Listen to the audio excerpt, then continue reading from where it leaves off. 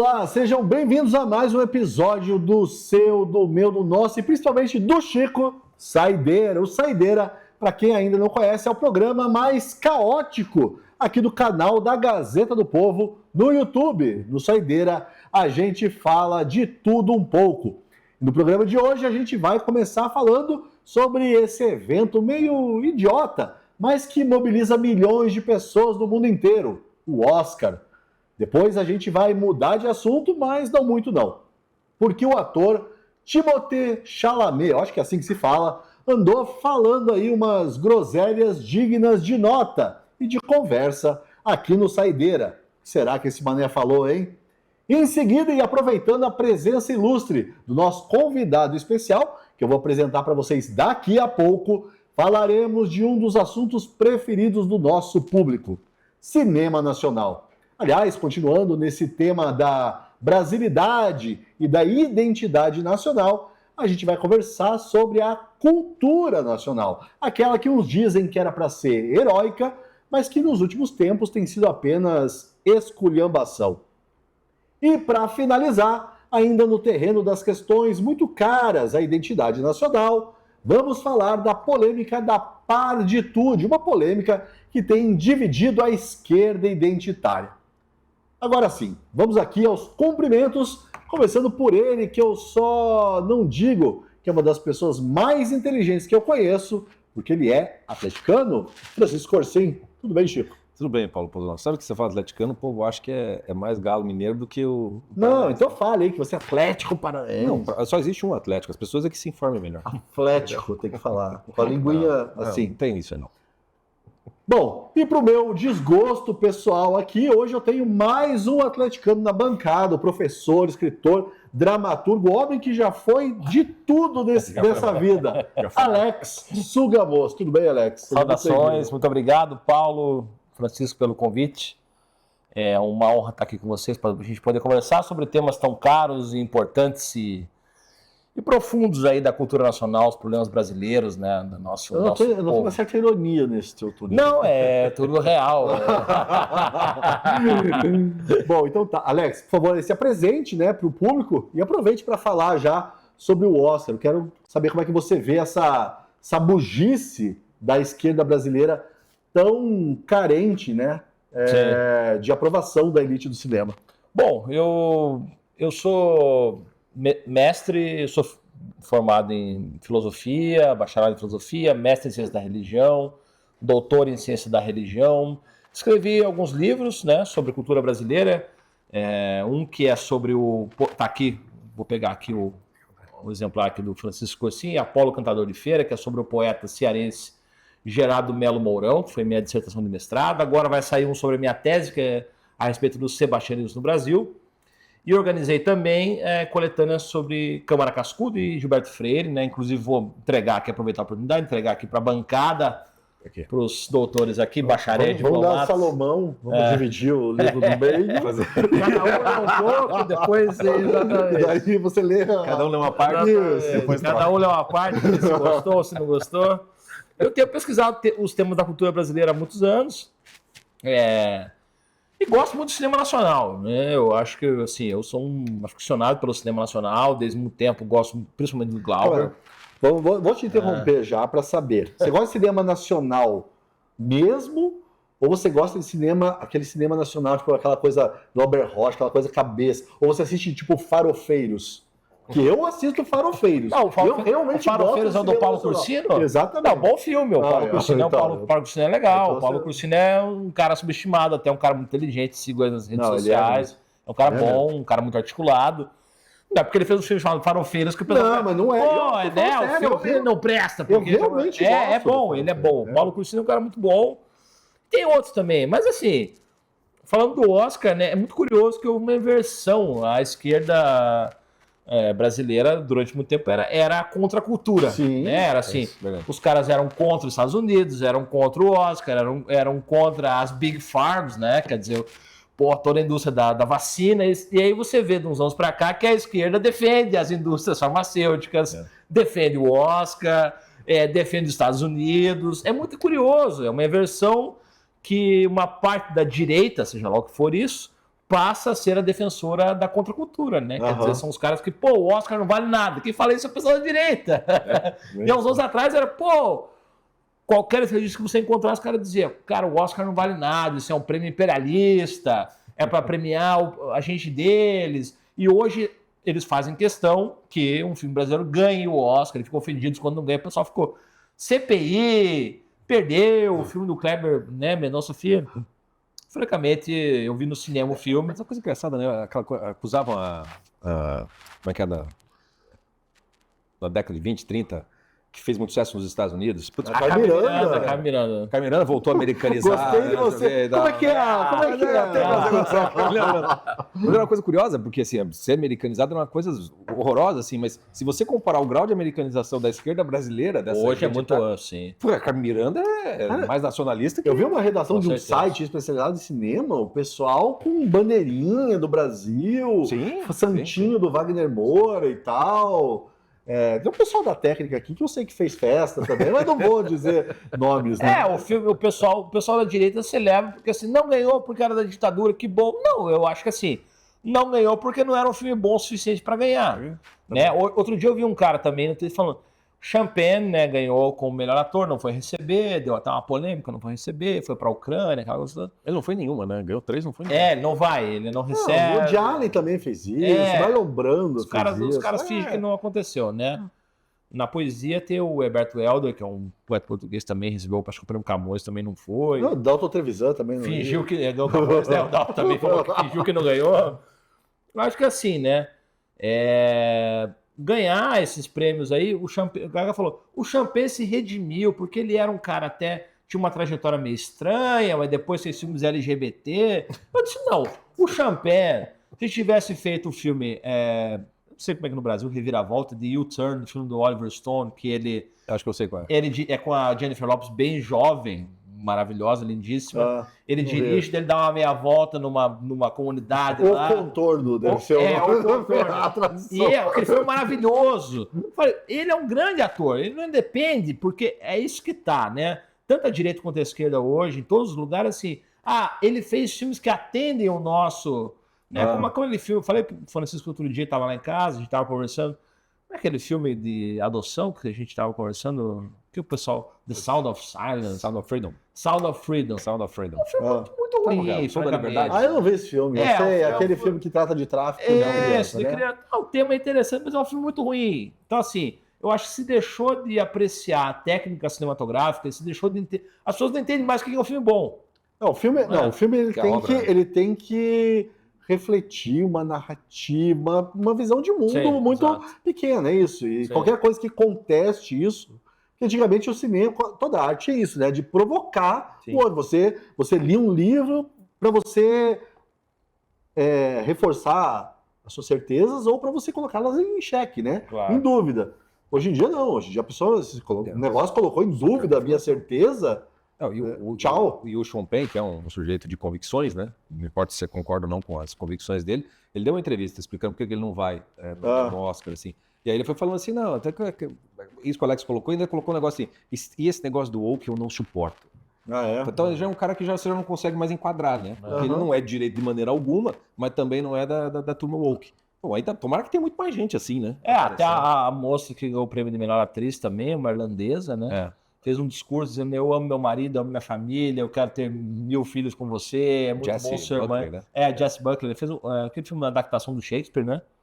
E já virou ícone da certa direita. E da Já direita, o vi pessoal, falar. nossa, essa que é boa mesmo, né? E aí o pessoal ficou assim, nossa, ela chocou. Mas não sei, eu não vi o filme, francamente, não vi, mas todo mundo falou também, o filme do Paul Thomas Anderson que ganhou é uma adaptação do Pynchon, né? Uma Batalha Após a Outra, uma adaptação do Vineland, do Pynchon, que é um grande romance, o Thomas Pynchon é um grande romancista, mas nem toda adaptação de livro é também um bom filme. Você tem Shakespeare Apaixonado, é um filmeco. Eu gosto. Eu não... Mas Você tá errado. Eu acho Você que tá errado. Você tá errado. Você tá errado. É que você não entende as referências.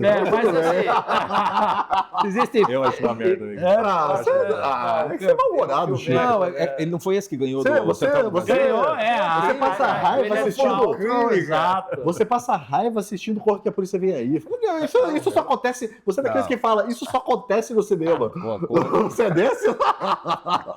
Só que a Polícia é um filmaço. Filmaço. Eu tô brincando, cara. Não, mas eu digo assim, você pode ter uma referência literária boa. O pessoal falou, então você não gostou do filme porque você não gosta do Pynchon. Eu gosto muito do Thomas Pynchon, eu li quase tudo dele. Calma aí, deixa eu organizar aqui a conversa. A conversa tá boa, mas você tá falando agora do filme que ganhou o melhor filme, né? Uhum. Uma batalha após a outra. Tá, vamos falar desse filme daqui a pouquinho. Deixa eu só escutar. Vamos escutar o Chico falar sobre o Oscar agora. Porque eu sei que o Chico tem uma coisa muito importante pra falar sobre o Oscar. Vai lá, Chico. Ele só me cerca, cara. Não tem nada pra dizer sobre o Oscar, cara. Eu tenho preguiça. Eu tô cada vez mais macunaímico, cara. Eu tenho... que preguiça, cara. Pra todas essas coisas, assim. Mas uma coisa que eu acho que é interessante do Oscar, que talvez isso viu como você tinha? Não, mas é que assim, a coisa da internet, ela permitiu que, por exemplo, antes da internet, você tinha certos meios de campo que, por conta do dinheiro, por conta do poder, acabavam tendo uma espécie de autoridade, né? Por conta disso, por falta de concorrência mesmo. Então, no Brasil, sei lá, né, passou na Globo, né, foi no Fantástico, foi no Jornal Nacional, foi na Veja, meio que todo mundo se informava por isso. E aquilo que saía ali meio que validava o que seria de qualidade. Mais ou menos isso. Com a internet, de certo modo, e com o aprimoramento desses malditos algoritmos aí, meio que cada um tem o seu Jornal Nacional, o seu Fantástico, e é fácil você encontrar a famosa bolha na qual você meio que vai achar que faz um sucesso danado. Uma das coisas que eu acho boa da internet é que ela mostrou como o critério de curadoria, de edição, era muitas vezes sem critério mesmo. Era ou porque o cara estava pagando bem, tinha bom lobby, ou porque era muito... E você viu o que não aparecia e que tinha relevância. Então você começa a desconfiar daquilo que antes dava autoridade. E acho que aconteceu a mesma coisa com esses grandes prêmios. Então quando você olha para o Oscar, eu acho que hoje em dia qualquer pessoa razoavelmente bem informada sabe que um filme, para chegar, para ser... tem que ter um baita trabalho de lobby, são milhões gastos para você conseguir ter um número mínimo de votação. Eu acho que, por exemplo, as produtoras que trabalham em filmes brasileiros aprenderam isso. Né? Então, por isso que o Ainda Estou Aqui chegou longe, por isso que o Agente Secreto chegou longe também. E até dinheiro público, né? Teve uma verba aí do governo Lula para fazer... Eu não sei o quanto, não sei o quanto, mas eles tinham os escritórios, a Sony Pictures, botou muito dinheiro para chegar. E aí você começa a perceber que, às vezes, assim, né? Não é tanto, talvez, o critério cinematográfico que vai definir, tanto que um filme que não tem a condição de se fazer o seu marketing, às vezes nem chega, né? Vai ficar no circuito alternativo, cresce no boca a boca e tudo mais, mas essas grandes premiações fica para essas grandes produções no final das contas, né? De todo modo, o Oscar, se não me engano, acho que é a única premiação que os votantes são os próprios atores, né, diretores, né? Então, eu acho pelo menos que você tem, num mundo tão fragmentado, eu acho que as pessoas começam a sentir a necessidade, a falta de ter um meio de campo de novo, mas que seja mais confiável, né? Então, ou seja, crítica, você precisa ter crítica, você precisa ter esses prêmios, entendeu? Mas que as premiações, elas significam que as obras estão sendo, de fato, premiadas pela sua qualidade, não apenas porque é amigo do fulano, porque tem a política aqui, a política acolá. Eu sinto que, no primeiro momento, isso não importa, né? Ele volta a ter uma espécie de, não, vamos dar uma olhada porque a gente não tem mais o que faça as pontes entre as bolhas, vamos dizer assim. Então, eu acho que o Oscar, essas premiações, elas têm uma função muito relevante, né, desde que elas estejam à altura, né, do seu papel, né, recupere uma autoridade, uma credibilidade que eu acho que muitas dessas perderam, né. E aí quando você começa a ver, assistir os filmes e tudo mais, eu acho a safra desse ano, eu não vi todos, mas eu achei uma safra bem, bem fraquinha. Assim, né, aqueles filmes que são... É como eu falo assim, você lembra quem ganhou o Oscar 3 anos atrás? Difícil, cara. Nossa, eu vi uma lista dos 10 últimos ganhadores do Oscar e horrível. Diminuiu muito. Não tem uma cena, não tem um filme ali, eu vi quase todos, mas nem uma cena icônica, né? É muito difícil, assim, cara. é muito difícil. A cena mais icônica que teve desses filmes recentes é aquela cena do Parasita, né? Filme da Coreia. Não vi. Eu sei qual mas não vi. Que é o cara, gerou até memes, né? O cara dirigindo e daí a patroa atrás reclamando de alguma coisa. E o cara toma mais. Essa é a cena mais icônica. Pra você ter uma ideia, assim, como decaiu. Não mas é um Leonardo DiCaprio e Kate Winslet na ninguém proa lembra de uma ou na- frase, ou ninguém na lembra de polpa, uma nunca frase, sei. né? Não, Ninguém lembra de uma frase. Não, mas Agora, é engraçado seguir para o filme ser icônico, né?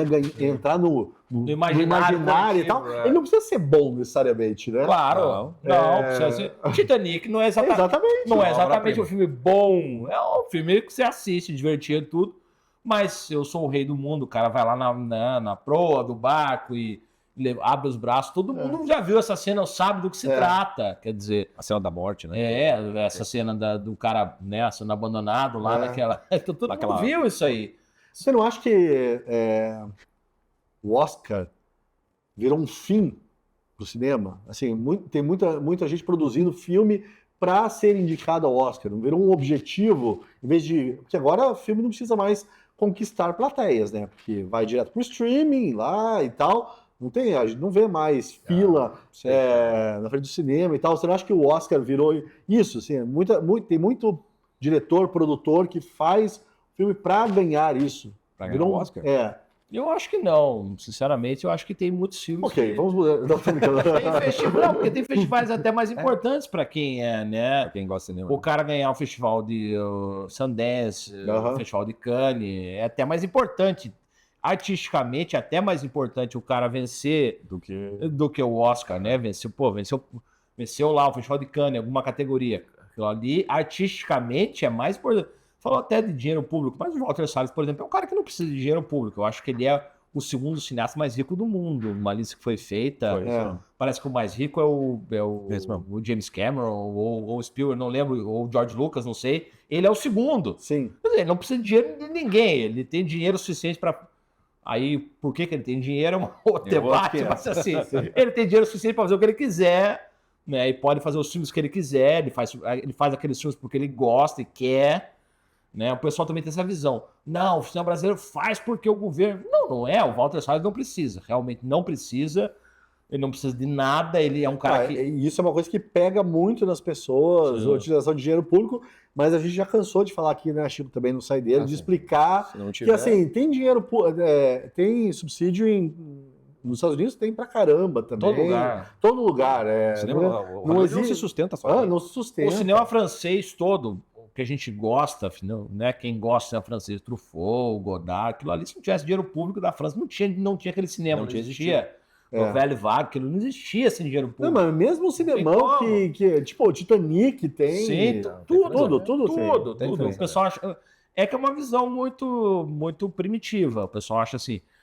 O cara ele é o empreendedor do cinema, então ele vai, junta dinheiro, e se o público gostar, vai ter o dinheiro e vão botar milhões. Não é assim que funciona. Porque isso aí é um soft power também dos países, né? Quer dizer, o Brasil também, quando esses filmes aparecem para fora, projeta uma ideia de nação também. Os Estados Unidos, quando faz isso, faz. A Coreia do Sul tem feito isso também, com esses doramas, etc. Tem projetado uma ideia de país. Não, interessante isso que você falou, Ben. Então, que ideia de nação a gente está projetando com filmes como O Agente Secreto? Não sei se você assistiu. Eu assisti no cinema. E o... Qual que é? Ainda Estou Aqui. E a produção recente do cinema nacional, mas que não tem... Aí é o problema. A gente projeta... Aí que tá. Acho que esse é o problema central. Projetamos a ideia de que é um país que sofreu com a ditadura. Claro, ditadura, problema histórico ali, tudo bem. Tem seu lugar também de... Enfim, histórico, não é também uma coisa assim, não vamos falar disso. Pode se falar também. É uma história contável, né? É uma história contável também, tem coisas ali que são narráveis e tudo, mas o Brasil passa só essa impressão, né? Quer dizer, faz o filme lá com aquela paleta específica da ditadura. Parece que a gente ainda está vivendo, né? É sempre a mesma coisa, entende? Então acho que isso é um problema. Só que, por outro lado, quando se tenta fazer uma coisa que também não é isso, também o resultado é muito ruim. Infelizmente, a gente tem que falar a verdade. A qualidade é muito ruim. Quando o pessoal tenta fazer um filme que não é isso aí, também é muito chato. Quer dizer, é um negócio que não... Você tem o período do Brasil, você tem lá os cineastas documentários, por exemplo, né? Você tem o filme que eu gosto muito brasileiro, O Cabra Marcado para Morrer, que eu acho um filmaço sensacional. Tempo que eu não vejo. Você tem coisas geniais no brasileiro que não tem a ver exatamente, tem aqueles documentários, né,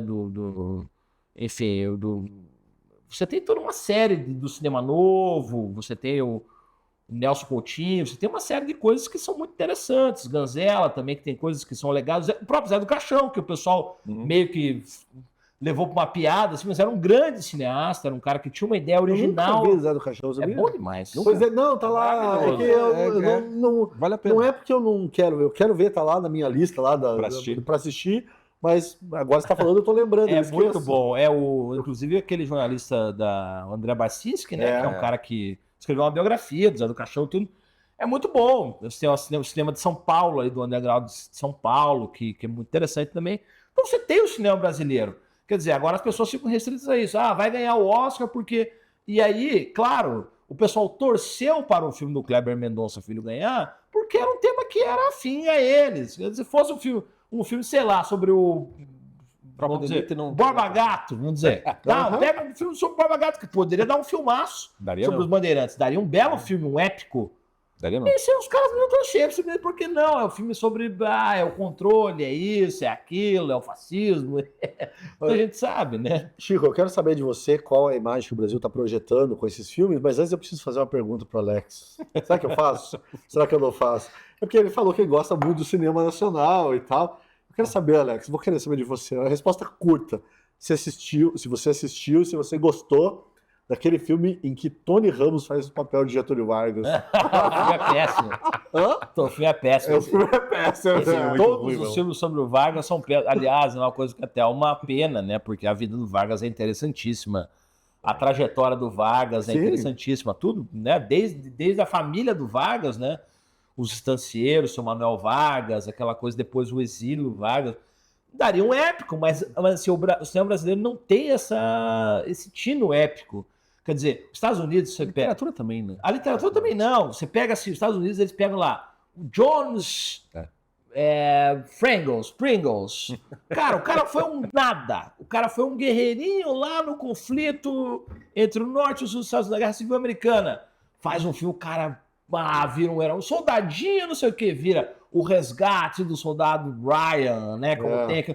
Cara, claro, é uma ficção, mas é um soldadinho. Pô, você tem as forças expedicionárias brasileiras que venceram diversas batalhas. Isso eu acho incrível que não tem. Não tem nada! Não sei se você sabe, tem uma história, né? Não vou lembrar em que livro eu li isso, que eu li tem uma época que eu era fissurado na Força Expedicionária Brasileira, porque eu descobri umas cartas lá de uma enfermeira e vi, uma história longa.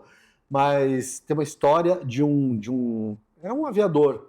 Ele caiu atrás das linhas inimigas. Sim. E o cara sem falar brasileiro, sem falar italiano, sem falar alemão, nada, o cara voltou.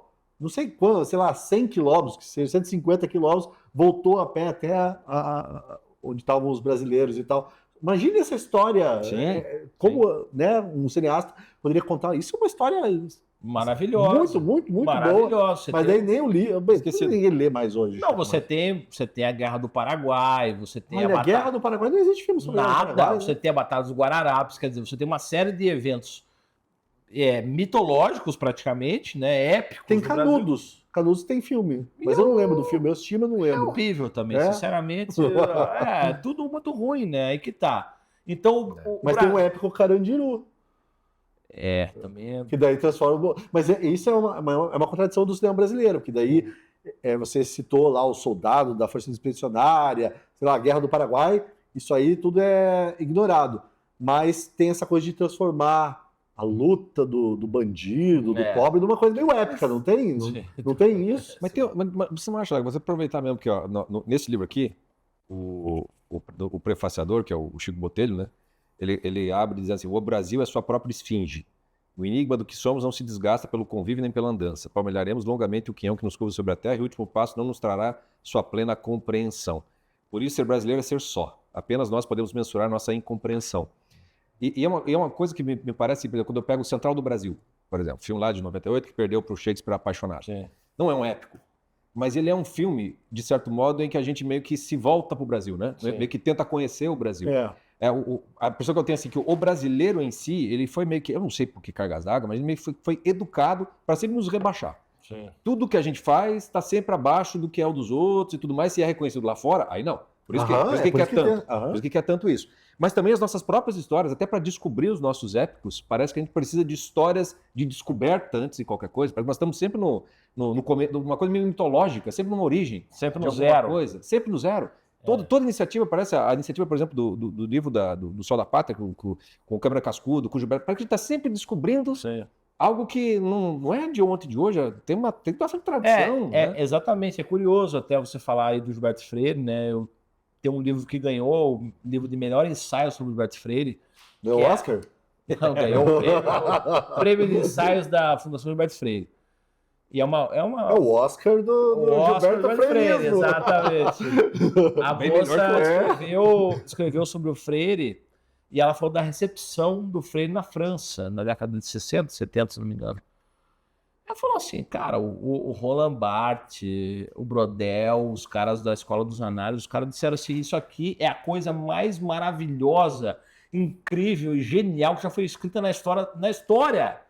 Porque é um cara que é dos confins do mundo, do canavial, escrevendo a história universal a partir do canavial. Isso aqui, a gente falou, nós somos europeus, nunca vamos entender isso aqui. Porque é um cara que está lá, o cara tem a cultura local e a cultura universal. Quer dizer, e nós no Brasil não reconhecemos, a gente não sabe nada sobre o nosso país. A verdade é essa.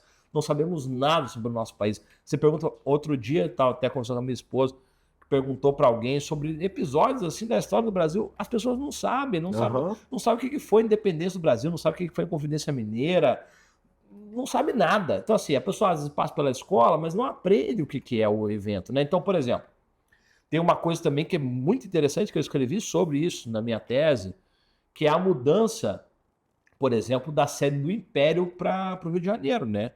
Que a coroa portuguesa transfere e que passou no imaginário nacional como assim, Dom João VI era um medroso, fujão, comia frango, né? Que tem aquele filme da Carla Camurati, sempre cito isso.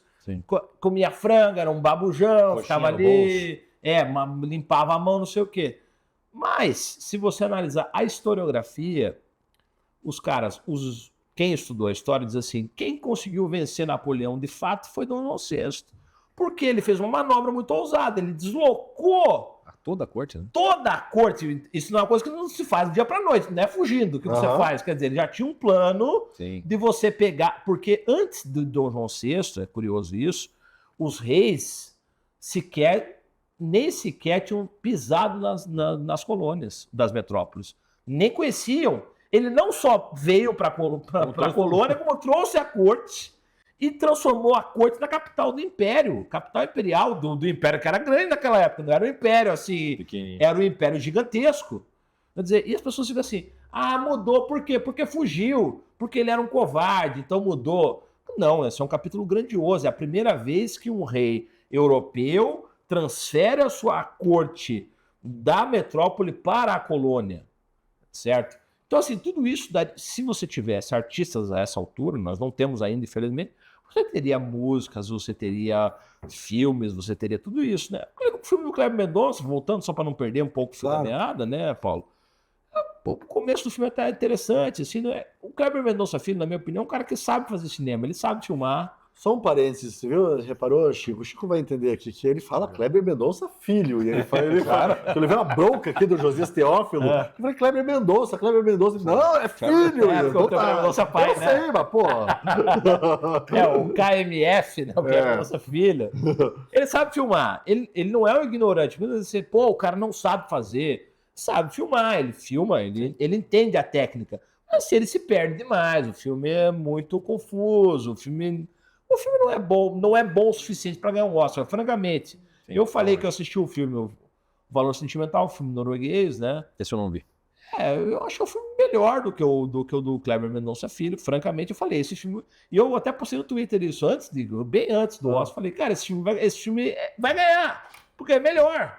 Sim. Tecnicamente é um filme melhor. A pessoa fica, você é antipatriota. Eu, né? Você sabe que eu sou. Muito bom. Mas mas eu gostei disso. Mas Fale. Um bom exemplo que a gente está falando, essa coisa do Brasil e disso para fora. Essa história do Dom João VI, tem aquela passagem maravilhosa do Ariano Suassuna, que ele diz que o Brasil tinha que escrever uma Joaneida. que é o equivalente da Eneida. Para quem não sabe, a Eneida é a história, né, que o Virgílio pega Enéas, o personagem que é um dos derrotados da Guerra de Troia, nas histórias de Homero, e ele vai fundar a Nova Troia, que vai ser Roma. É o princípio do Império Romano. Tom João fez um negócio muito magnífico em termos de narrativa, de possibilidade, e a gente não tem uma Joaneida sobre isso. Mas a gente tem o filme da Caraca Moratti, que vai fazer eu até não sou contra que se faça um filme cômico com as nossas grandes figuras. O Bruno só tem isso. E aí você cria todo um negócio que a história brasileira é sempre uma grande palhaçada, que a gente não tem guerra. O livro sobre a Laguna lá, que a retirada de Laguna, por exemplo, porra, filmavam pra caramba aquela história. Né? Mas também você não, a Guerra do Paraguai tem umas batalhas navais no Rio lá, não tem? Muitas, sim. Devia ser legal de fazer. Não, a própria independência do Brasil, o pessoal fala. Não, a independência foi o segui, o cara foi no Riachinho falando... Tava com diarreia, todo mundo adora falar isso. O cara tava com dor de barriga, foi lá falar... A Guerra de Independência do Brasil, a mobilização de tropas, isso a historiografia confirma, foi a maior mobilização de tropas da América Latina em todo aquele período. Mais do que as tropas do Simão Bolívar, foi o processo mais violento de independência de toda a América Latina, de toda a América Latina. Foi muito violento. E o pessoal diz assim, não, isso aí ele declarou e tal. Não, porque Portugal não aceitava, porque tinha todo um conflito ali, naquela região, porque depois Dom Pedro I teve que voltar para Portugal, né? Porque, enfim, tinha uma situação dos liberais, né, do Porto, que não aceitavam a independência do Brasil. Não foi um processo pacífico. Aliás, a unificação do Brasil também não foi um processo pacífico, né? A gente fala muito da capacidade do Visconde Rio Branco de poder unificar o território, e realmente você ter um território do tamanho do Brasil, porque os vice-reinos do Prata, que eram os reinos espanhóis, se dissolveram. A Bolívia virou um negocinho, o Peru virou outro negocinho, o Chile... E o Brasil ficou um continente no meio. Cara, Rondon dava uma... Imagine uma história do Rondon. Sim, você tem os irmãos Vilas Boas. Olha quanta os irmãos Vilas Boas. Aqui. Mas daí eu quero saber de vocês. Por que a gente não... Assim, esse conhecimento tá aí. Assim, por mais que... Tá cheio de livro e tal, tudo bem, não pode não ser, não foi o Rui Castro que escreveu, não é best-seller, mas tá cheio, a história tá aí para ser contada. Por que a gente não tem ninguém? Aí entra política, entra visão ideológica? Você acha que falta capacidade mesmo de mostrar isso na tela do cinema? Capacidade técnica, talvez, diz aí. Bom, eu vejo assim que é realmente uma indisposição, né, de quem tem esse controle hoje dos grandes recursos, dos meios, né, para fazer isso, uma indisposição com esses temas, né? Você vê, os caras queriam, por exemplo, queimar a estátua do Borba Gato. Eles acham que a história do João Ramalho, um dos maiores épicos, né? O Gerardo Melo Mourão, né, que eu citei nesse livro aqui, ele foi durante muito tempo correspondente em Pequim, né, da Folha de São Paulo. E os chineses estavam falando da marcha do Mao Tse Tung, foi gigante, não sei o quê. Dele assim, eu consigo citar para você uma marcha maior do que essa. Coluna Prestes. A Coluna Prestes é a primeira, e consigo citar a marcha do Ramalho também, que chegou até o Peru. Quer dizer, que ele era ele chamava-se o Adão, né? O Adão americano, que ele teve 90 filhos, se dizem, né? Algumas lendas, né? Quer dizer, então você tem a Coluna Prestes também, que é uma coisa que é curioso, porque o Gerardo, nessa época, a gente precisa dizer a verdade, ele era integralista. Sim, claro. E não era, e reconhecia o Luiz Carlos Prestes como um líder revolucionário que era importante para o Brasil, para chegar nos lugares em que as pessoas não sabiam nada sobre o que acontecia no Brasil. Então a Coluna Prestes os caras andaram, saíram aqui dos... São 25 mil quilômetros. 25 mil quilômetros, é um negócio absurdo. É. A marcha do Mao Tse Tung não foi nada, eu já rio da cara dos chineses. Disse, cara, isso aí é marcha pra vocês? Mas é estranho, né? Porque assim, a esquerda, nem pra fazer um filme sobre a coluna épico. Também nem um isso. épico, porque assim, a esquerda também tem os seus mitos, as suas histórias épicas. E talvez seja ignora. A americanização da esquerda talvez tenha sido maior do que a gente imagina. Porque se desfez até da nossa própria história. Eu concordo. Eu acho que o maior problema hoje é que quem tem os meios não tem o interesse ou a disposição. Eu acho que tem quem possa fazer obras assim e quem queira, mas não tem os meios, né? Os caminhos por onde essas coisas acontecerem. É muito mais complicado de de fazer acontecer. Se você pegar, por exemplo, vamos comparar com os Estados Unidos, né? Isso até em esportes, ou até mesmo, desde o sistema de ensino, você tem uma estrutura, vamos dizer assim, que consegue fazer você conseguir chegar numa espécie de, vamos chamar assim, mercado de trabalho. Um esportista, por exemplo, um moleque lá que joga bola, por exemplo. Entendi. Né? Se fosse futebol nos Estados Unidos, pô, o moleque ia ter sair formado em faculdade. Porque ele ia jogar pelo time da universidade, que daí depois ele ia poder ir para um time profissional, como é o basquete, por exemplo, ou o futebol americano ali, né? Então você tem uma estrutura de meios que permite que, né, os próprios norte-americanos consigam chegar em algum lugar. No Brasil você já não tem isso, né? Se o moleque não for achado por um olheiro, né, já não vai. E aqueles que, e até aí quando entra na escolinha de futebol, parece que aprende a jogar futebol não como brasileiro.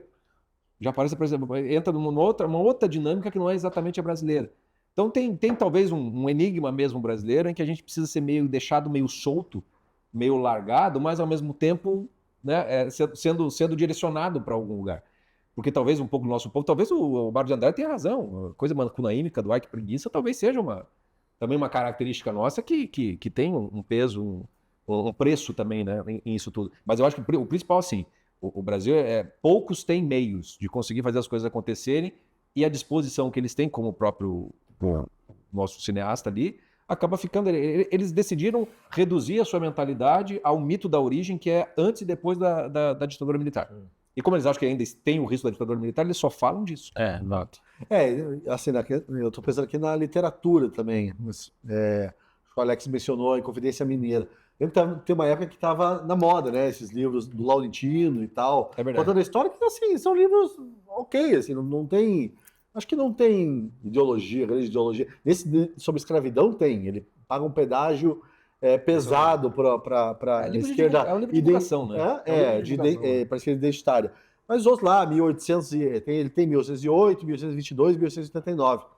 E aí eu falei assim, não tem um livro sobre Confidência Mineira. Os livros dele sobre o Vargas eu acho um horror.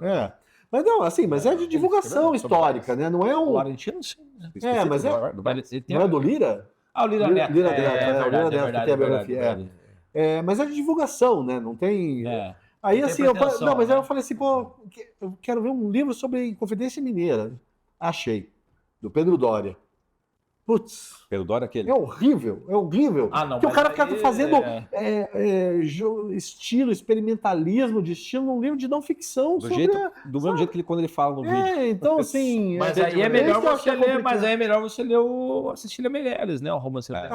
Sim. Eu acho que tem é complicado aí. A gente... Quem tem os meios, como você falou, não tem o talento, né? Esse que é o problema.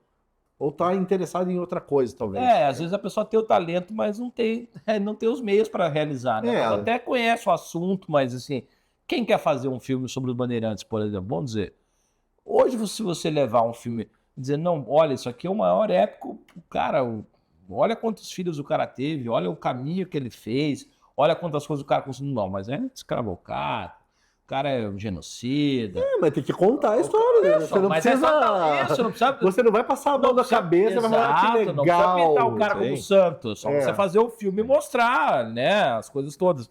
A matéria está aí.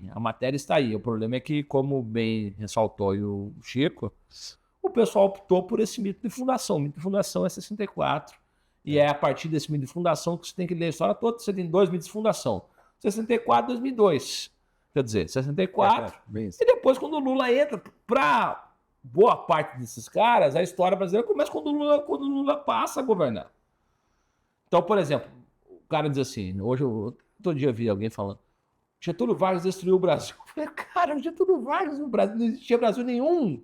Não é porque o Vargas começou a governar, não tinha Brasil. O nosso mito de origem é mais o Vargas. Não tinha nem, cara, não tinha nada. Não tinha nada, era uma roça... Francamente, o que era o Brasil antes do Vargas? Uma roça em que os fazendeiros tinham ali os seus feudos, dominavam e tal, e o Vargas foi o primeiro cara a dizer assim, não, peraí, vamos construir um país aqui. O Vargas chegou a queimar as bandeiras estaduais, tem um filme até, vamos queimar as bandeiras dos estados, porque assim, a unidade nacional é que importa. Quer dizer, goste ou não, novamente, o fato só está ali. Por que não se fez um filme sobre isso? Os Estados Unidos pegou aqueles negócios assim, escândalo Watergate, que é um negócio completamente desinteressante. Vamos combinar. É uma bobajada, não tem nada interessante naquilo ali. Ah, não, porque vazou os documentos e o Nixon tava lá. Nossa, é chato pra caramba. É chato pra caramba. E tem 1000 filmes sobre aquilo. É tudo chato E também, tudo né? chato, mas eles Mas fazem. tudo premiado também. Mas eles fazem, exato. Não, mas aí eu sou obrigado. Aí também tem, né? Recentemente, tem filme sobre Lava Jato, a Operação da PF, que eu acho muito chato. É um horror isso aí. Eu né? acho Que muito, isso, é um muito horror, isso é um horror. Bom, então agora vamos fazer aqui uma pausa rápida. Eu quero fazer uma pausa rápida para pedir para você assinar a Gazeta do Povo. Tem link aí na descrição e no chat do programa. Se você preferir, pode usar também o QR Code na tela, ou então você pode optar pelo site www.gazetadopovo.com.br/oferta. Lembrando que você também pode ajudar a manter os nossos programas aqui no YouTube. Como? Entrando para o nosso clube de membros e tendo vantagens exclusivas. Tenho certeza de que você não vai se arrepender nem de uma coisa e nem de outra. Pelo contrário, eu tenho certeza de que você vai me agradecer, se bem que não precisa, tá? Então, se for o caso, pause o vídeo, assine a Gazeta do Povo, entre para o clube de membros e depois volte aqui, porque ainda tem muita coisa para a gente discutir no Saideira de hoje. Bom, a gente atropelou totalmente o roteiro aqui. O roteiro agora fala que a gente ia falar. Eu gosto disso também. Acho que a ideia é essa do Saideira. Sim. Infelizmente, a gente não tem ainda um patrocinador aqui para a gente ter realmente a Saideira na mesa, mas um dia, quem sabe, né, Chico? Vamos ter, né? Tinha que ter a cachaça Morretes, né? Que é Porto 90, né? Que é aquela cachaça boa. Boa pra caramba. Boa, muito O duro é a gente Mas conseguir. pode ser do Brasil inteiro. O duro é a gente conseguir fazer um programa. Degustando a saideira, várias saideiras. Eu ganhei uma mineira, que eu tava lá em Minas, trouxe uma mineira que já comecei a tomar. Boas. Bom, só porque. Vamos falar então. A gente já falou tudo que tinha que falar de Oscar. A gente pulou aqui que a gente ia falar do Timothée Chalamet, ópera e balé. Vocês querem falar alguma coisa sobre isso? Você que eu sei que ele quer falar, ele se preparou para defender essas mas formas. tem informações legais sobre isso? Não tem, ó, e outra coisa, já que a gente está falando de brasilidade aqui, tem Carlos Gomes, né? No balé eu não sei se tem óperas... O Brasil, assim, a fala desse rapaz, porque o pessoal até estava dizendo assim, ele não é um ator burro, ele é culto. Deixa eu só contextualizar, Alex, para o pessoal. Deixa eu só contextualizar para o pessoal. O Timothée Chalamet, antes aí do Oscar, até dizem que ele perdeu o Oscar por causa disso, eu acho que não. Mas ele fez críticas aí ao balé e à ópera. Ele disse que são artes formas de arte menores. Ninguém se interessa. Elas precisam de ajuda para sobreviver. E também criticou o cinema independente e tal. Então, assim, ele está feliz lá com o cinemão hollywoodiano, que as pessoas só consumam aquilo. Desculpa, Alex, só estava precisando contextualizar para o pessoal. Exato, mas assim, eu acho que a fala dele é muito ignorante, sinceramente, porque, primeiro, nas grandes cidades, eu estava conversando até com amigos que são do Teatro Municipal de São Paulo, da USESP, pessoal do Rio de Janeiro, eles falaram assim, olha, quando abre ópera aqui, não tem ingresso. Acaba muito rápido. Não, acaba muito rápido. Então, assim, existe um público. Nas grandes cidades existe um público que está lá interessado naquilo ali. Esse circuito sempre existe, sempre vai existir. Agora, o que ele fala é uma burrice porque se aplica também ao próprio cinema. Sim. Que as pessoas também não têm capacidade, eu acho que assim, não é a capacidade nem só mental, é uma estrutura física da psique, do sistema nervoso, de sentar e assistir alguma coisa por mais de 2 horas. As pessoas não têm mais. Veja só, outro dia alguém falou, um ator desses, eu não lembro se era o Matt Damon, alguém denunciou. Era ele, no podcast do Joe Rogan. Matt Damon, né? Falou assim, olha, eu não aceito fazer filme com a Netflix porque é o seguinte, eles tem que repetir o argumento principal do filme 3 ou 4 vezes a cada 50 minutos para o cara que está mexendo no celular poder saber o que está acontecendo no filme, porque o cara está mexendo no celular. Quer dizer, então... Acabou a história, né? O que o rapaz aí falou, se aplica ao cinema também, porque ninguém consegue ver um filme. Sim. Você consegue? Eu consigo. Sério? Eu consigo. Eu consigo ver um filme, eu consigo ver ópera. Não, eu também, assim, se for para sair de casa, No cinema eu também consigo, mas na TV... Você tem que lutar com a Você tentação. consegue ver 2 horas o filme da Netflix sem Não, parar? na Netflix não, porque os filmes são ruins, né? Não, mas vai. Mas você, não. Mas se eu pego um DVD, por exemplo, dos filmes antigos, eu assisto. O que é DVD? Explica para o nosso espectador o que é o DVD. aparelho, sabe? Não, tô brincando. Nosso Tem um espectador aparelho, sabe. tem um disco, você coloca. Eu tenho muitos DVDs. Você tem DVD Eu ainda? tenho muitos Blu-ray e tal. Ah. Eu tenho a coleção completa do John Ford, por exemplo. Ah. DVD. Você tem aqueles disc laser? Tenho disc laser, Certo? tenho, Mas tem aparelho de disc laser? tenho de Blu-ray, tenho disc laser, eu tenho amplificador, eu tenho receiver. O Chico viu lá em casa, né? Eu tenho Vai, toca-disco, tenho toca-CD. Aliás, você aí que quer saber o que é um DVD, um disc laser, está convidado para visitar a casa do Alex. Ele vai mostrar tudo Vai pra virar um você. museu. Vai virar um museu. Não, porque Mas é difícil, né? É Mas porque um tempo atrás tinha uma paranoia assim na internet, né? Que eu acho que é bem justificado, que assim, Vai sumir tudo, né? o pessoal dizia, compre mídia física. Porque vários filmes que a gente gostava, né? Sim. Não tinham mais streaming em lugar nenhum. Não tinha torrent, não tinha nada. Então, se dizer, se você não tivesse a mídia física, o filme simplesmente deixava de existir. É. E aí o Google, a Amazon, os caras tiravam do ar e acabou o filme, né? E o pior é quando altera alguma coisa também. Ou né? alteram, fazem...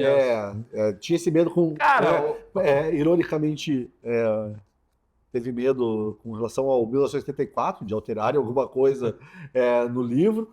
E também, assim, os Simpsons, por exemplo, que tem na Fox, tem todas as temporadas. Sim. Tem um episódio que não tem, que é o episódio que tem o Michael Jackson, que não é o Michael Jackson, Tiraram do ar. uma brincadeira lá com loucura e tal. Eu gosto do final, que o Homer fala assim, eu não sou louco, ó, tem aqui um carimbo para provar que eu não sou louco. Tiraram do ar. Então é um negócio que, assim, Não tem eu não sei se você consegue pirata, senão você não consegue mais. Pois é, exatamente. Então você tem essa necessidade de ter a mídia física, né, para você poder assistir certas coisas que não existem mais, que passam por uma censura muito forte, né? Mas a concentração, a gente estava falando de concentração, é muito difícil. Você tem concentração, Chico? Não, Como anda a tem sua que concentração? Não, eu tenho que me esforçar muito, assim, quando vou parar assim, eu deixo o celular longe, fico diante da televisão, mas eu fico o tempo todo querendo pausar para dar uma conferida. Não, eu não. Eu escuto ópera com livreto, 4 horas de ópera, tranquilo. Consegue? Consigo. Outro nível. Eu já tenho dificuldade. Outro nível. Mas sabe o que é? Essa Outro coisa, nível. Mas a tecnologia Você já explica viu muito o Alex também. fazendo um plié?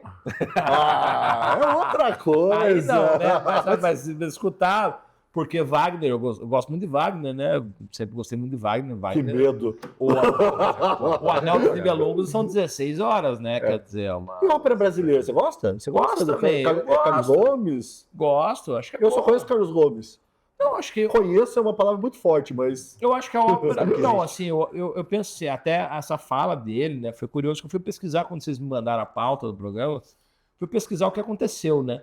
Várias casas no mundo,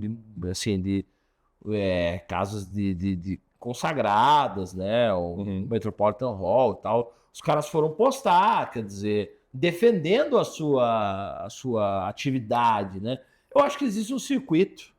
Existe um circuito não só de arte, como de crítica também para todas essas artes aí. Mas o que ele falou se aplica ao próprio cinema, quer dizer, o cinema também está nesse problema. As pessoas vão para o cinema também não conseguem ver um filme mais, quer dizer, você tem que Quando fazer vão, né, pro cinema? Quando vão, o cinema também, depois da pandemia, né, teve uma queda vertiginosa. eu só vou ao cinema, obrigado. Mas isso que é uma coisa curiosa, porque eu acho que tem duas... talvez ele estava na entrevista, talvez ele nem tenha parado para pensar, porque a impressão que eu dou é que ele pensou naquilo assim, que é de massa, que é para muita gente. E aí, nesse sentido, um monte de coisa, de fato, já não tem mais, não interessa às massas. Mas você vê, eu fui dar uma pesquisada, assim, por exemplo, o surgimento dos grandes teatros, tanto para ópera, para peças e tudo mais, tinha... Cada ano saía 3, 4, 5, era muito, muito, muito. Quando surge o cinema, você para tudo. Fica tudo estagnado. Então, claro, que aquilo que crescia, de repente, cai muito. E num primeiro momento, até não, as pessoas mesmo que desistem um pouco de ópera e tudo mais. Só que aí, aos poucos, aquilo fica estagnado e cria-se um público próprio, como disse o Alex, que na música acho que a gente pode fazer o jazz, acho que passou por um processo desse, assim, que tem um público fiel, você tem ali casas, você tem um circuito acontecendo, não dá para dizer que o jazz vai escutar no rádio, que o negócio vai ganhar muita coisa. Mas aí, olha que curioso, quando entra na internet, acho que foi antes da pandemia, em 2015, o Met de Nova York, ele começou a fazer um projeto online, no qual as apresentações, e isso assim, desde sempre, as casas sempre cheias. Aham. Se tem uma coisa que a ópera e o balé tem mais do que o cinema hoje, é ingresso comprado. É verdade. As pessoas não... Você dificilmente você enche uma sala de cinema. Dificilmente você consegue ingresso para assistir uma ópera e onde Sim. tem. Né? E aí, uma coisa curiosa, ele fez a coisa do digital, os caras tiveram, acho que, 30 milhões em ingressos comprados para assistir virtualmente, antes da pandemia. Para assistir peça de balé, para assistir ópera. Claro que não é a mesma Uma época que experiência. tava mostrando isso que você está falando, ópera e balé no cinema. Não, tipo, no YouTube, Mas no que tava computador, mas tava no tendo, computador, mas tava entendeu? tendo no Teve também. cinema. Teve Teve também. também. Teve também. também. Não é a mesma coisa, mas é a prova de que as pessoas se interessam. Tem um circuito, tem um público. Tem. Mas a gente fica aqui, às vezes, eu tenho a impressão... E ele ajudou a divulgar, no final das contas. Sim. Acho que a nossa discussão, às vezes, fica assim, nesse plano econômico, aí não dá retorno, não tem público, essa coisa toda. Mas também não tem uma coisa da incapacidade, hoje em dia, de contemplar. Porque foi curioso ele ter citado ópera e balé. Principalmente balé. Assim, eu brinquei com você e tal, do negócio do plié, mas eu gosto de balé. Mas é um negócio que você tem que contemplar. Claro. Ali você não tira nenhuma narrativa, sabe? Eu acho que a gente está tão contaminado pela ideologia, tem um olhar ideológico sobre absolutamente tudo, Sim. tudo. Inclusive lá, a Eneida, que você mencionou, inclusive a literatura clássica e tal, que essas são formas de arte que você tem simplesmente que contemplar. Mas como foi e aí... o João César Monteiro, cineasta português, né, tem um vídeo dele, até mandei pro pessoal esses tempos. Ele pegou um dinheiro público, né, de Portugal, fez um filme completamente incompreensível, né? Pegou dinheiro, acho que era o filme da Branca de Neve, não lembro qual era o nome do filme. Ele disse assim, mas o que você acha? O público português reclamou que o filme... Foda-se o público português. Foda-se o público português. Então, assim, a Camille Palha tem um negócio muito interessante, que é assim, por que é o público? O que é a opinião pública? No fim é isso. Hoje em dia a gente tem o Ted Gioia, que é um cara que eu gosto muito, que é um cara que analisa a cultura e fala, o que é essa mão do público, afinal? Porque o público... Não, agora não tem mais intermediação, é o público que escolhe. Vamos lá. Vamos no detalhe da situação. Spotify, por exemplo, tá? No Brasil.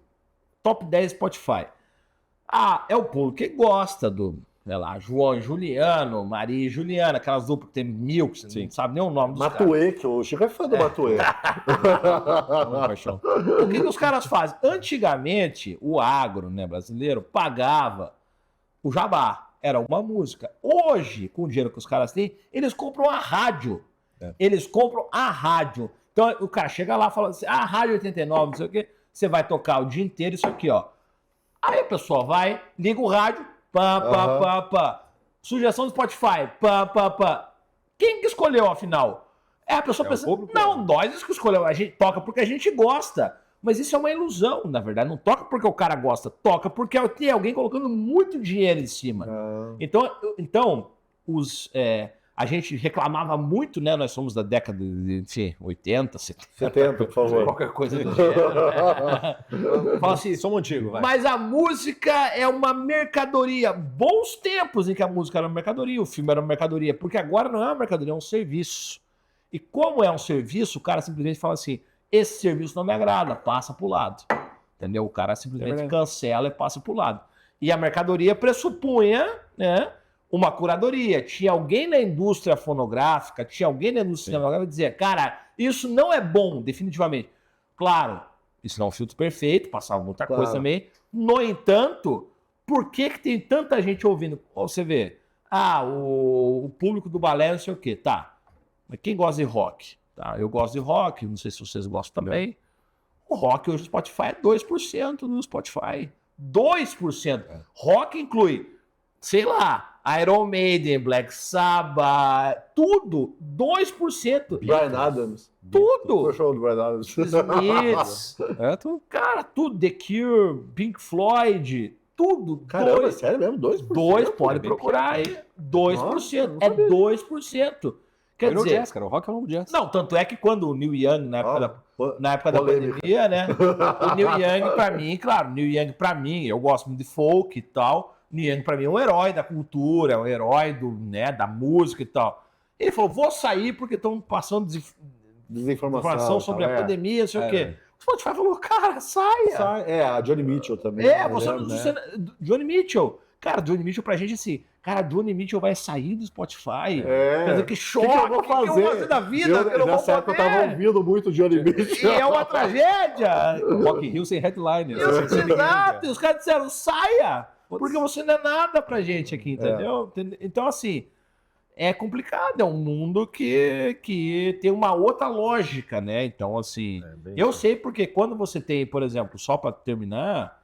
Eu tenho músicas no Spotify, então eu sei como é que funciona o mecanismo do Spotify. Que tipo que paga, quanto te paga por clique, é um negócio absurdo, assim, é uma coisa assim, altamente, é uma exploração absurda, você tem um monte de problemas ali, não é uma coisa assim, não, que bom, democratizou a música, porque as pessoas pensam isso.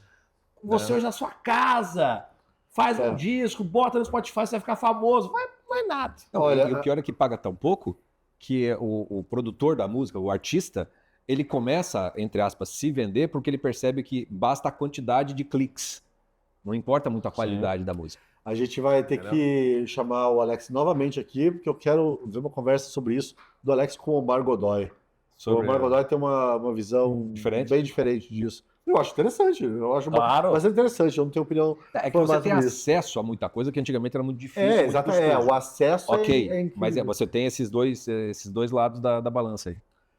Bom, e agora um assunto que, na minha opinião, explica bem a nossa submissão cultural aos Estados Unidos, que foi o assunto do comecinho do programa aqui, a parditude. Explicando para você aí que nunca ouviu falar disso, é que tem uma corrente dos estudos raciais que vem denunciando o que eles chamam de, abre aspas, extinção dos pardos, fecha aspas. Afinal, para a esquerda identitária só existe branco ou negro, ou então povos originários. E um dos efeitos dessa visão de mundo é que ela menospreza a miscigenação, que já foi considerada uma das características mais admiráveis do Brasil. No centro desse debate aí está a Beatriz Bueno, que foi afastada do mestrado em Cultura e Territorialidades da Universidade Federal Fluminense, a UF, supostamente por defender a tal da parditude. Parditude, é difícil falar isso. Sobre esse assunto, o meu amigo Omar Godoy, que eu acabei de citar aqui, fez essa matéria aí que está no ar e que chama o assunto de a nova guerra civil na esquerda. Bom, Alex, queria saber de você teve contato, né, com a Beatriz. Sim. É uma guerra civil mesmo que está tendo na esquerda. Como você vê essa questão da parditude? E outra coisa, já que a gente começou o programa falando sobre essa bugice da esquerda em relação ao cinema, ela também, a gente vê na academia também, né? Que essa pauta aí, essa coisa de só tem branco e negro e tal, é uma coisa importada, né? Com certeza. Primeiro que, assim, é uma vergonha tudo que fizeram com a Beatriz na academia, em todos os tempos, assim. São coisas assim, muito sérias, né? O Antônio Rizero, entrevistei o Antônio Rizero do tempo, né? Também fala sobre miscigenação, um intelectual brasileiro muito importante. Que é de esquerda e se colocou contra essa loucura. Exatamente, que é um histórico intelectual de esquerda, né? Ele disse, cara, eu fui ameaçado de morte. Minha família foi ameaçada de morte. Não é assim... Não é uma discussão acadêmica. Não é só, seja mais educado, pense isso, pense aquilo. E a Beatriz relatou coisas muito semelhantes. Que ela foi ameaçada, assim, não sei exatamente se ela não usou esse termo, mas assim, foi ameaçada na sua integridade mesmo, sabe? Então é muito complicado, né? Quer dizer, você tem o César Benjamin, que é um cara que eu gosto bastante também, fundador do PT e tudo, né? Hoje em dia rompeu com o PT, rompeu com o Lula, rompeu com todo mundo. E foi do MR8, foi preso na ditadura. Ele disse o seguinte, na década de 60, a Fundação Ford colocou dinheiro no Brasil dizendo, temos esse país aqui, tem um problema que é o seguinte, eles aceitam demais a mistura de raças. Temos que instituir uma guerra racial nesse país aqui. Porque tem que ser... Como é que os Estados Unidos está aqui do lado dos caras e o negro não pode entrar na escola, e aqui no país dos caras, claro, tem racismo, tem problemas e tal, mas tem uma fusão muito maior desses povos, né? Desses tipos humanos. E o César Benjamin falou isso, quer dizer, eles colocaram dinheiro ativamente, então quer dizer assim, existiu uma campanha ativa financeirizada para instituir uma guerra racial no Brasil nos moldes dos Estados Unidos. Quer dizer, isso é uma coisa que está documentado, que não é uma teoria da conspiração da direita, né?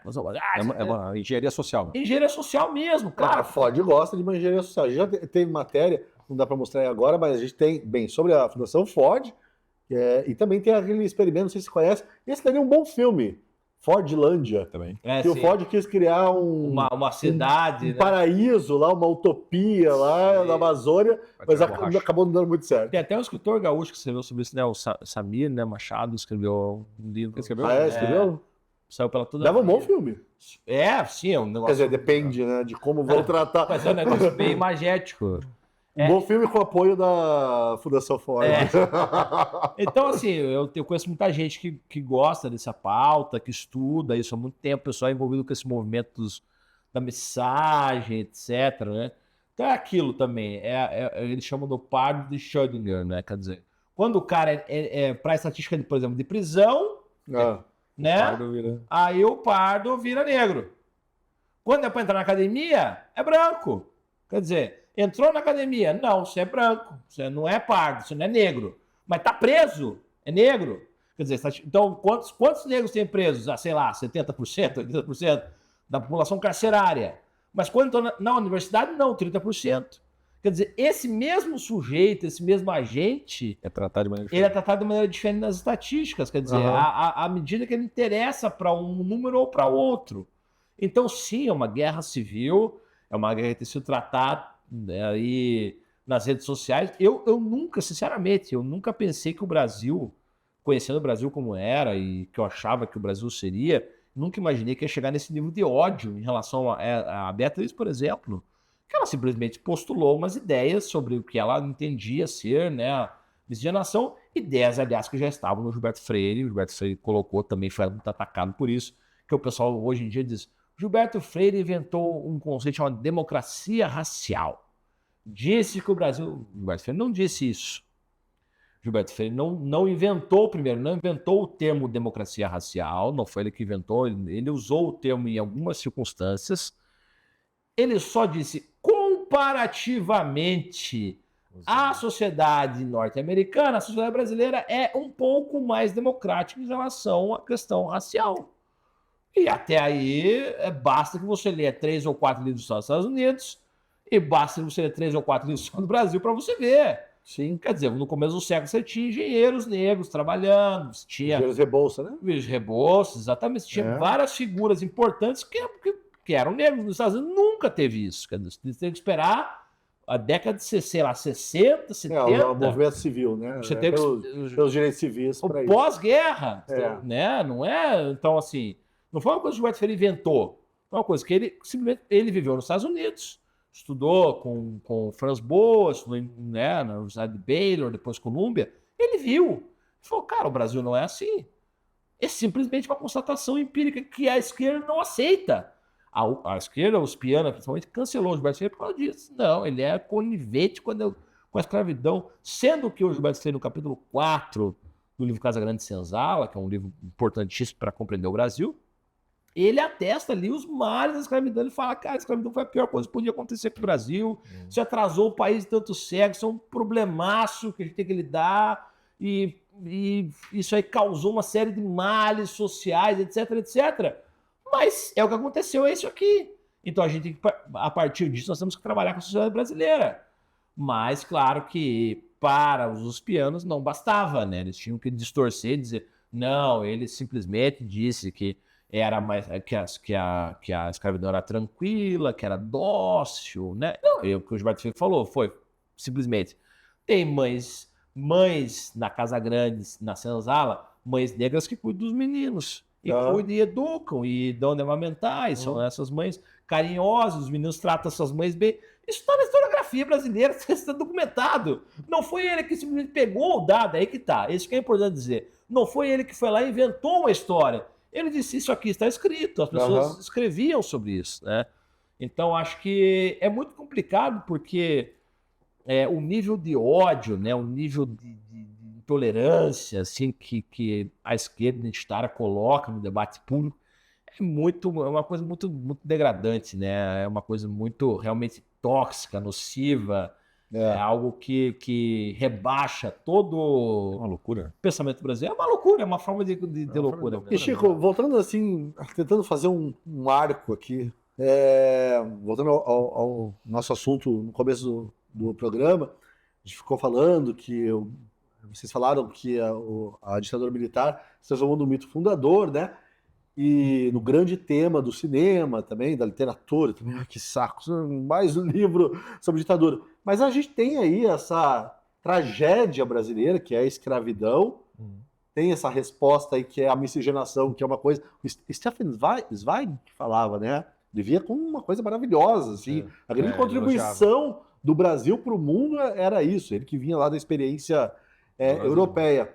Por que a cultura brasileira ignora, assim, não tem grandes filmes sobre a escravidão, né? Ou minha memória está me traindo aqui, mas não tem. A gente tem algumas novelas, Escravizaura e também tal. não. Eu tô com um problema de vez em quando, eu falo igual o Vorcaro.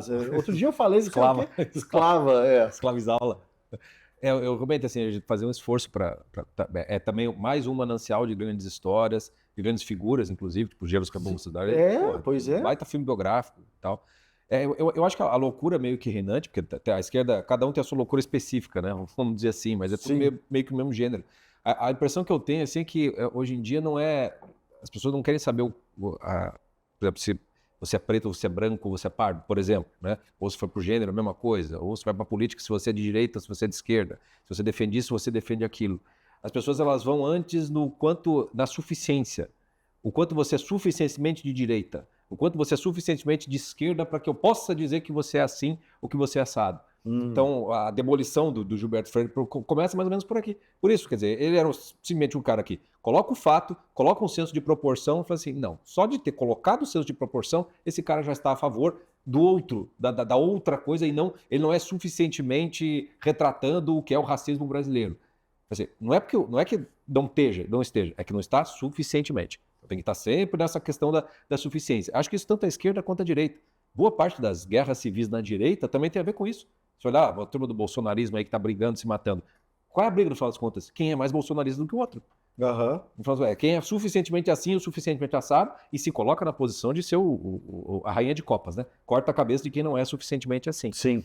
Só que na dimensão racial, a coisa parece mais trágica, cara, e demoníaca do que qualquer outra, porque essa coisa da suficiência faz assim, você não é suficientemente negro para entrar na cota da universidade. Mas tem os tribunais das universidades. Aquilo é tudo visual. Eles tiveram que chegar numa conclusão que não dá para usar nenhum critério. É só o visual. Pô, se é o visual, o Alex pode achar um sujeito mais pardo, menos pardo, mais preto, mais branco, e eu posso achar outro. Assim, quem é que vai definir isso, então, no final das contas? Como é que a gente vai conseguir colocar um critério? Né? A própria noção de paleta de cores. Aonde que começa o pardo? Do lado mais escuro e do lado mais branco. Nos Estados Unidos, por exemplo, eles têm um negócio, e isso para mim é racista, nós brasileiros aqui, você mesmo com essa tua cor branca comunista russa, com Bozonov, você chega nos Estados Unidos, se você vai no prédio que estão os negros, você não vai entrar de jeito nenhum, porque você não é suficiente. Mas você também não vai ser aceito dos brancos. Sim. Porque você vai ser tratado como alguém de cor. Né? Então, para mim isso é bizarro, isso é trágico. O Brasil nunca teve isso. Pois é. A gente tinha até dificuldade para saber. Olha, negão, o cara é mais branco que você. Era um termo até amistoso de você falar. Aí neguinho vai lá, mas não sei o que. Não tinha coisa racista. Mas a partir do momento dessa suficiência, não se admite nenhum termo pardo. Não se admite nada nesse meio do caminho. E essa moça é um exemplo. A matéria do Omar tá muito boa, porque entrevista ela, conta o tamanho da perseguição que ela sofreu, o tamanho a quantidade de loucura naquilo tudo. Ela não conseguiu terminar a tese dela, mas ela tá publicando o livro, né? Publicou recentemente. A gente, inclusive... Vocês estão ajudando no amigos lançamento? Nossos, né? Estivemos lá e participamos lá do lançamento, estivemos lá. Ela foi num canal do Sol da Pátria, conversou conosco e tudo. Sim, mas é inacreditável, sinceramente. Assim, eu tive muita dificuldade em assimilar que ela estava sofrendo por causa disso. Perseguições dessa forma como ela sofreu por causa dessas opiniões. Assim, é uma coisa que eu custei muito a admitir, sabe? Falei, não é possível. que era falando, ameaças desse tipo e perseguições desse tipo por conta dessas opiniões, não é, sabe? Então, assim, foi realmente muito, muito chocante para mim perceber o quanto essa ideologia da guerra racial, né, tinha entrado em certos setores da política brasileira. Mas você acha que as universidades, em geral, isso está muito contaminado ou é algo muito localizado? É uma coisa, sinceramente, eu acho que assim, é uma coisa que vem de determinadas universidades que querem, né, que tem um domínio, a gente sabe, o Brasil tem certas universidades que elas têm um domínio sobre o pensamento nacional. USP, UNB. USP, UNB, Unicamp, né, em menor medida a UERJ, PUC-Rio. Essas universidades elas têm uma ascendência sobre as demais, né? Quer dizer, elas determinam um pouco o que pode e o que não pode ser pensado, né? Eu vejo, por exemplo, o Gerardo, né? Apesar de que até eu postei outro dia no Twitter, né? Um cara falou, mas esse cara tá inventando porque a última dissertação do Gerardo foi feita na USP, quem fez o orientador foi o João Alfredo Hans, falecido, inclusive. Eu disse, sim, realmente foi na USP, foi o João Alfredo Hans, mas faz muito tempo, né? Faz muito tempo. Quantas teses você teve sobre poetas muito menores? Diversas. Naquele mesmo tempo. 10 anos depois que eu fiz isso aqui, em 2023, terminei, 22. Então o cara tinha feito em 2015, 2014. Tá? Então acho que essas universidades elas determinam muito o que vai ser pensado, né? Depois o pessoal lá da Federal Fluminense tentou, não, porque ela não entregou o trabalho, não cumpriu os créditos, ficaram numa coisa assim, mas claramente foi uma perseguição política, né? Eu acho que se ela for inteligente e astuta, ela consegue também capitalizar em cima disso, porque, afinal você é um cara perseguido. É uma promoção, né? É uma promoção, você está sendo perseguido pelo sistema vigente, pela elite, né, universitária brasileira, você pode buscar outros caminhos também. Daria um filme também já, né? Também dá, exatamente. Então dá aqueles filmes tem uns filmes, aqueles professores, aquelas pessoas que entram ao mestre com carinho. Isso, ao mestre com carinho, revolucionam ali. Imagina ela chegando. Morgan Freeman. Isso. Ela chegando na universidade. Um bom documentáriozinho. Eu sou parda. Dá uma boa. Eu sou um parda. Sei lá, eu não sei. É uma coisa assim, de afirmação da parditude, né? Parditude. Parditude é um termo feio demais, né? É um termo ruim. Tinha que achar uma outra, mas... não é bom. Eu acho que também... Mas é o que o pessoal achou aí pra fazer, né? Então acaba sendo... E pelo menos tá na mesa, né? Estão sendo obrigados a falar a respeito, né? Eu acho que assim, se colocou o problema... Como é que a gente trata o mestiço no Brasil? O cara que não se acha branco, não se acha negro também. Quer dizer, esse cara também... tem que ter algum espaço, porque ele é uma boa parte da população, a maior parte, se não a maioria do povo brasileiro. Quer dizer, vamos ser bem sérios, quem no Brasil se acha branco? Às vezes o cara, você é branco? Sou branco. Mas essa discussão também é um pouco de bolha, né? Me parece que, assim, a população em geral não liga para isso, né? Mas a população em geral liga para quê, né? Assim, não, sim, mas ninguém vai deixar de ter eu vejo até de vez em quando algumas celebridades ou web celebridades fazendo campanha, né, contra a miscigenação. Já vi alguma coisa na Paulista, em alguma passeata? Contra a miscigenação? Alguma passeata da Paulista eu já vi. Miscigenação é ódio, isso, né? Mas assim, isso é uma coisa de... Não tem apelo. Mas é a mesma coisa de diversas pautas, né? Fica assim... No fim, quem discute é a camada, aspas, pensante. Só que o problema, aí que tá, né? Eu acho assim, o problema é que a gente não pode dizer que isso é de bolha, porque é o seguinte, essa bolha acaba tendo um efeito constitucional, né? Que essa bolha, ela ocupa o espaço legislativo. Entendi. Quer dizer, a partir da discussão dessa bolha que se, por exemplo, fala assim, essa discussão só existe no Twitter, tá? Mas é a partir, sei lá, do Twitter. Entendi. Eu não tô desmerecendo a discussão. Mas o que eu tô pensando, Alex, pra ser bem sério, tô pensando no jogador de futebol. Claro. O jogador de futebol não tá nem aí pra isso. Ninguém tá. Vamos miscigenar à vontade. Mas como isso é sério. Nós temos amigos que são roteiristas que não conseguem emprego por serem homens brancos. Eu fui para Inhotim, lá, o famoso, e tivemos um guia lá, que é um dos melhores, não sei o que fizeram, e ele foi nos mostrando os artistas que estavam ali e tal, e aí ele foi falando isso aqui, porque ele não falava da obra de arte, ele falava primeiro da biografia, cor, da raça, não sei o que e tal. E aí alguém do grupo que estava ali perguntou assim, tá, mas se fulano for branco e tudo mais, ele falou assim, não vai. Não vai entrar aqui. O critério vai ser esse, porque é o espírito do tempo, a pessoa tem que ser de uma determinada maneira, então tem que ser mulher, não tem que ser não sei o quê, porque não sei o quê. Se for assim, assado, por mais que a obra seja boa, ela não vai ter entrada. Você vê que isso pode ser uma bolha de pensadores, mas que vai se estruturando. Tem um efeito na vida real. Um efeito que às vezes você nem percebe, acha que está tudo normal, e de repente você vê que os nossos amigos que não conseguem emprego por serem roteiristas, não pelo seu trabalho, mas pela cor da sua pele, que nome que dá isso, cara? Qual é o nome que a gente, historicamente, como que terminou a história, as histórias quando se começa com esse tipo de coisa, né? Sim. E você alimenta o ódio contrário também, né? O que é um perigo maior ainda, né? Sim, daí tem um ressentimento guerra civil, danado, né? Você começa a fomentar uma guerra civil. Sim. Que era o que me parece que era o que a Fundação Ford, no fundo, Com certeza, é isso. É dividir para dominar. Exato, dividir para dominar. Pegar o país e você seccionar o país cada vez mais, né? Nessas classes, nesses tipos, essas separações. Bom, vamos mostrar os livros então, ó, do Alex, esse aqui, Compreender Câmara Cascudo, organização do, como é que é? Uriel Araújo, antropólogo, doutor em antropologia. E Alexandre Sugamosto, esse é o livro que a gente vai dividir. Isso. Esse aí é teu? Esse é meu. Eu vou roubar então. É Apolo Cantador de Feira. É a tese, a tua tese de mestrado. É a minha dissertação de mestrado. Eu tô estudando esse livro, faz quase um ano. O Chico não leu inteiro, tá? Não, tá aqui, cobra dele, terminar a leitura, tá aqui o marcador. É a segunda leitura. Nossa, é sério mesmo, é porque os temas que o máfia atleticana, um protege o outro, né? Eu sei como é isso. Não, eu queria que talvez o Alex tivesse que fazer uma versão de Laurentino Gomes, para ser mais assim, porque como é uma tese, claro que o leitor precisa ter uma... mas é escrito em Academia 6? Não é muito.